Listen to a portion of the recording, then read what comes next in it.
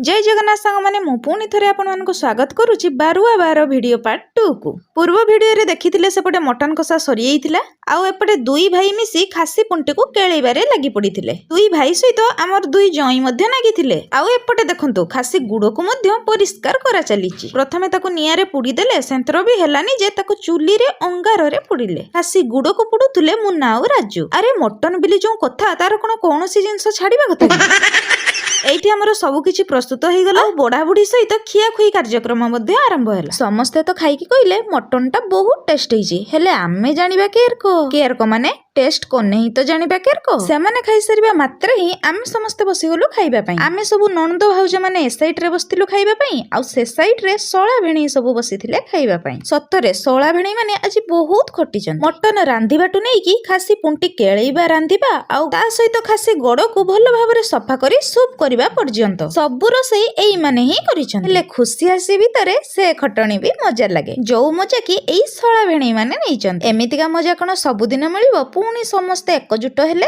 एमिति खुशी आसीटी हबो। तेबे एइठी मो मोर भिडियोटी को शेष करली। सांग माने मो चैनल को लाइक शेयर सब्सक्राइब निश्चय करि देबे।